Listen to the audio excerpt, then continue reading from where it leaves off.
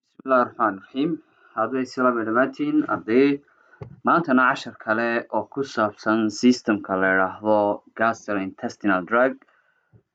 dawooyinka loo isticmaalo dheefshiidka waxaa la yidhahdaa gastrointestinal drugs yacni habdhiska dheefshiidka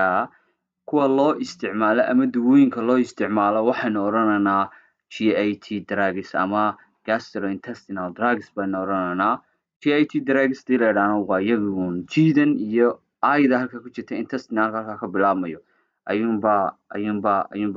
lagu macneeyaa. Gastro waa calooshii, intestinalna waxa weeyaan mindhicirihii,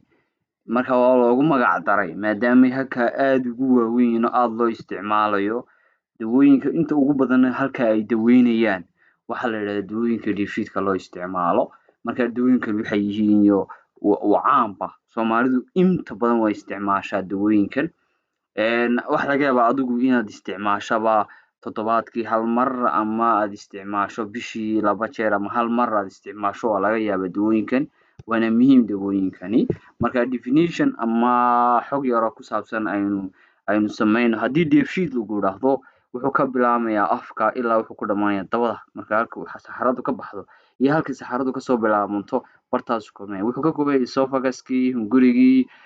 qanjidhadii, candhuufta, calooshii, mindhicirkii weynaa, mindhicirkii yaraa,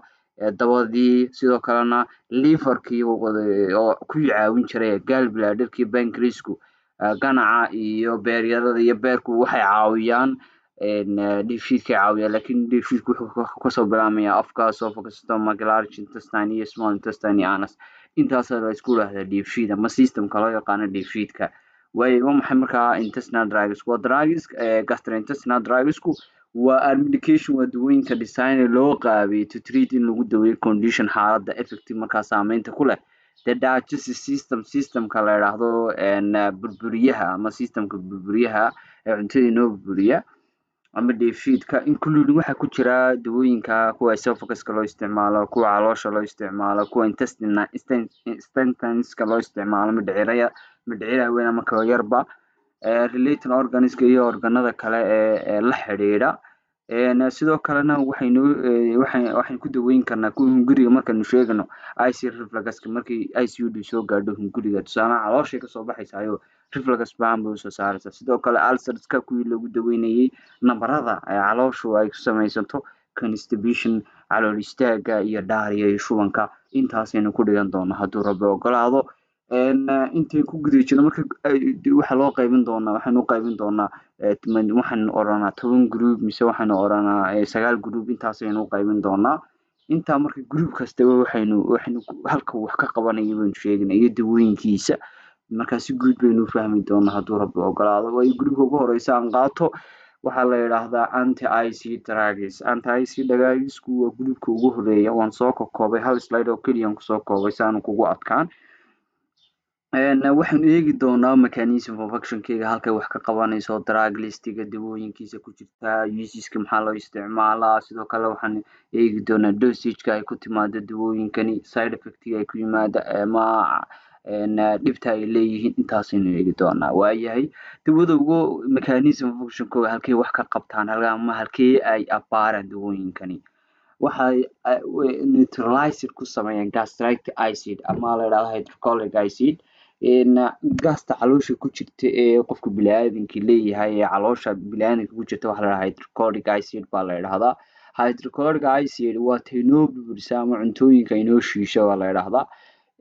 Tani hadday markaa badato ama ciidda ka badato ama nabar ku samaysmo tusaale caloosha kale aya ama nabar ay ku samaysay iyadu waxa dhacaysa inay gubto halkaa deedna qofka inuu la odhanayo ulcer baa ku samaysmay ama calooshii baa maxay gastritis qofku ku dhacay infection ama inflammation uu ka bilaabmay. Marka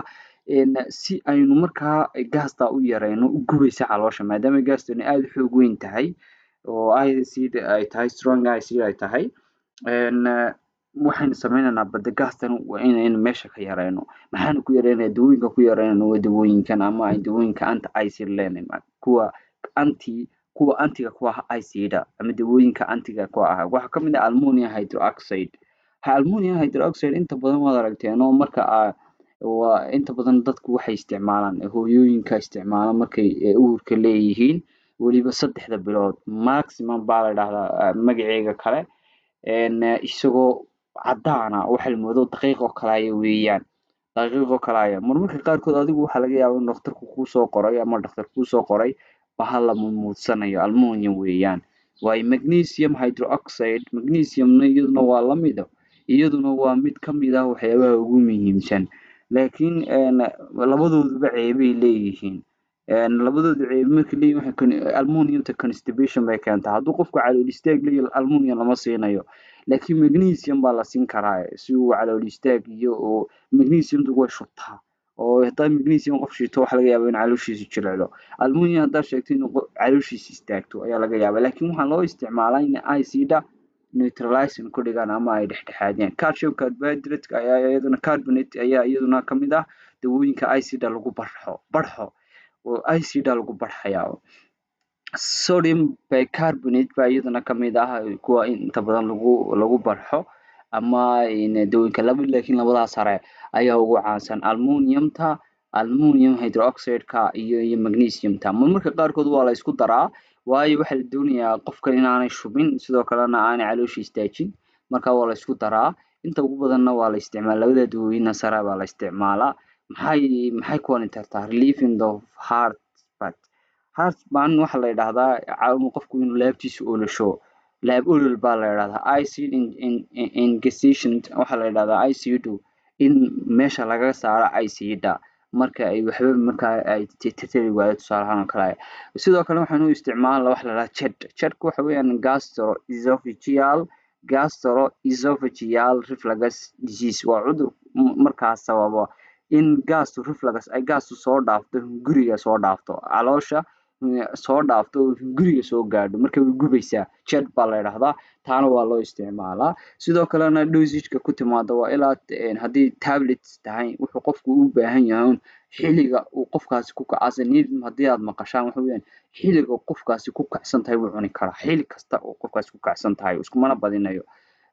iyadoo la guuraa jirta 5 ilaa 10 milligram ml bay ku timaadaa waxaana la cunayaa after meal cuntada baa la cunayaa iyo weliba xilliga la sii seexanayo inta badan intaasaa la cunaa si acida meesha loo barxo waayahay maxay side effect iyo ceeba leedahay constipation waxay leedahay calool istaag oo weliba teeba ah aluminium taa leh dhaariyuu leeyahay qofkani dhaariya ayay keentaa keebaa keentaa magnesium taa keentaa sidoo kalena in dib loo soo saaro acid calcium carbonate-ka ayaa inta badan keenta mararka qaarkood khalkhal ku dhaca electrolytes-ka waxay macdanaha jirka ku jirta yaa keena sodium bicarbonate baa keenta marka labadan hoose lama isticmaalo iyadoo laga cararayo muxuu ahaay side effect-googa taas waa qodob waxaan raacinaa group kale oo la yiraahdo H2 blockers ama H2 receptor antagonists la yiraahdo ama H2 blockers baa la yiraahdaa oo caan ay ku yihiin H1 baa jirta iyaduna taa waxaan ku dhigan doonaa markaynu respiratory system-ka marayno ayaynu eegi doonaa ama cardiovascular-ka laakiin H2 waa receptor marka xidha mid la yiraahdo histamine 2 la yiraahdo receptor-kani marka dawooyinkan horta waa dawooyin caan ahaa waa dawooyin inta badan loo isticmaalo in lagu reduce gareeyo in la soo saaro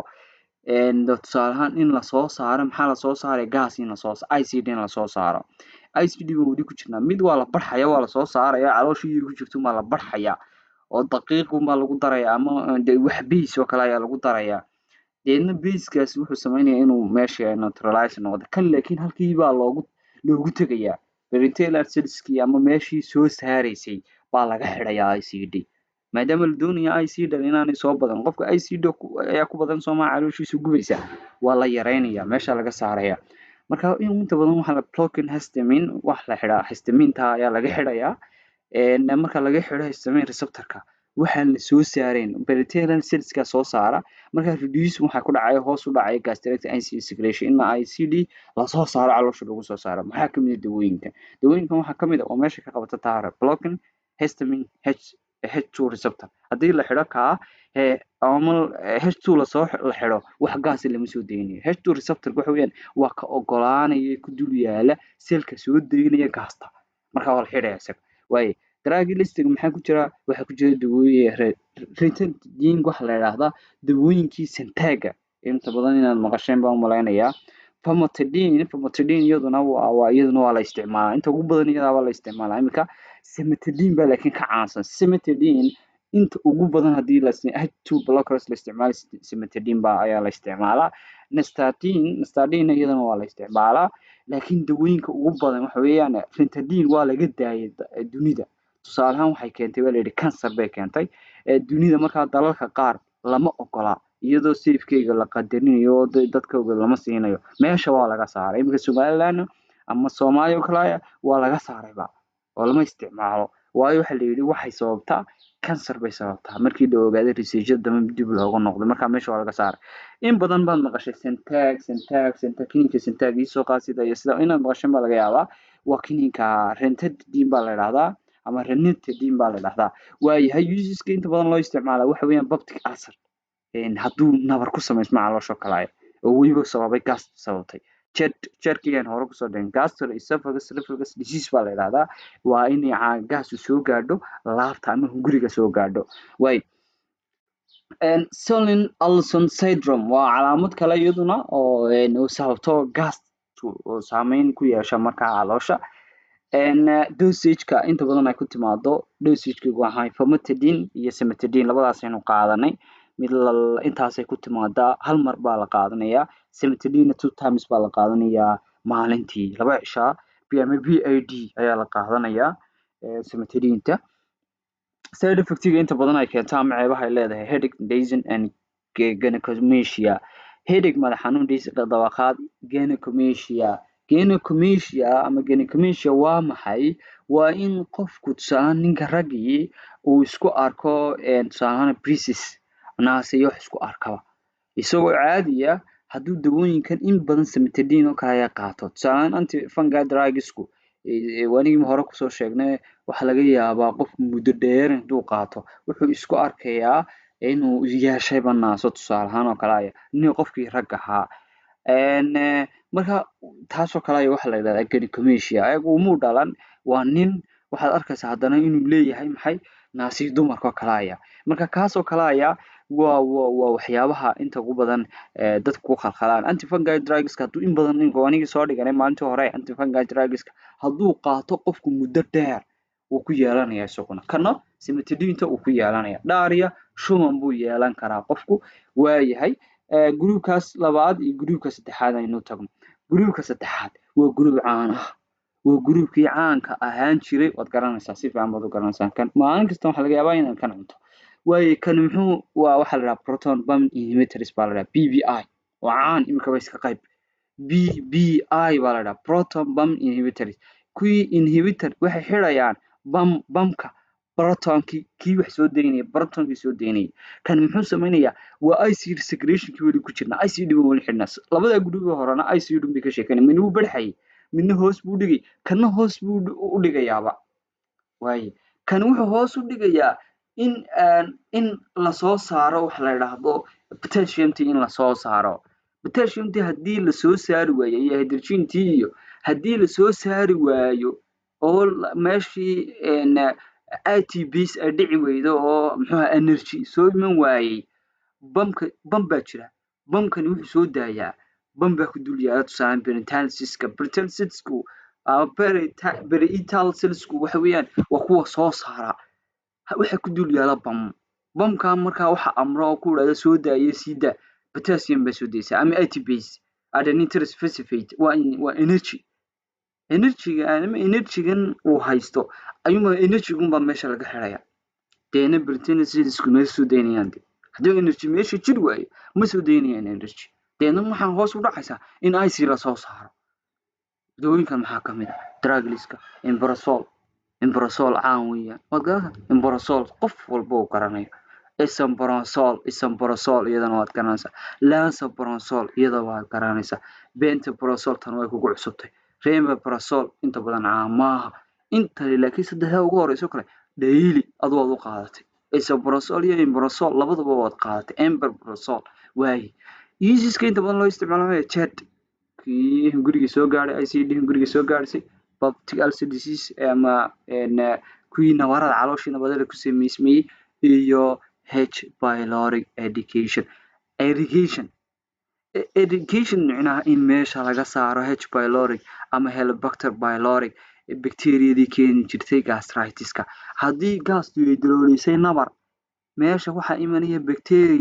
bacteriadaasi waxay ku samaynaysaa caabuq. Bacteriada meesha caabuqa ku samaynaysa H pylori baa la yidhahdaa. Laakiin marka hore maxaa saamaynta leh? ICD meesha daloolinaysa marka hore. Meesha hadday dalooshato aragtay bacteria way galaysaa. Haye markaa maxaa lagu daweynayaa bacteriadii? Dee antibacterial lagu daweynaya. Meesha laguma daweynayo dee antibacterial lagu daweynaya ma hadhow. H pylori sida meesha looga saaro waa in bacteria la isticmaalo maadaama ay H pylori bacteria tahay. H pylori haddaad maqasho waa bacteriada sababta gastritis-ka. Waaye waxaa la sameynayaa labadan baa la isku darayaa. Waxaa la isku darayaa kuwii gaasta xidhayay iyo kuwii bacteria daweynaysay. Qofkaas markaa maxay uu bogsanayaa? Uu bogsanayaa. Haddii la isku daro combination imika waxaa la yidhaha therapy imika waxaa lagu soo qorayaa metronidazole ayaa lagu soo raacinaya ama erythromycin ayaa lagu soo raacinaya omeprazole. Waxaa la odhanaya saddexdaa dawooyin isku hal mar cun. Maxaa loola jeedaa? Waa in bacteriada meesha laga saaro kow iyo in ICD la xidho laba. Qodobkaas waa qodob iyo in mid lagu adkeynayo waaba intaas gebigeedu. Waaye maxaa dosage-kayga ku timaada maxay Omeprazole waxay inta ku timaada 200 ilaa 40 miligram oo inta wada caan batay 40 miligram EC ma maqashay Nesium. Waaye Esomeprazole Nesium baa inta badan la yidhaahdaa. Magaceeda kale ay leedahay brand name-ka waa magaca shirkadda. Kana waa Jarene waa kii asalka ahaa. Kan baad raacaysaa markaa. Esomeprazole waxa weeyaan 200 isaguna 4 miligram buu ku yimaadaa. Waayahay inta badan waxaa la yidhaahdaa side effect-gayga ama ceebteedu waxa weeyaan headache, madax xanuun, neefsiga, yalaalugo, diarrhea, qofku inuu shuban yeesho, increasing risk of fracture, in qofku mararka qaarkood haddii long time use aad isticmaasho waxa kugu dhici kara inaad ka jabto. Waayo laftay saameyn ku yeelataa iyo dhuuxa qofka. Vitamin B deficiency haddii qofku badsado meesha waxaa ka baxaya inuu hoos u dhaco vitamin B-giisu ama B12-giisu hoos u dhaco. Marka intaas maanta ku joojin doonaa inta kalena way sii wadi doonaa insha Allah taala.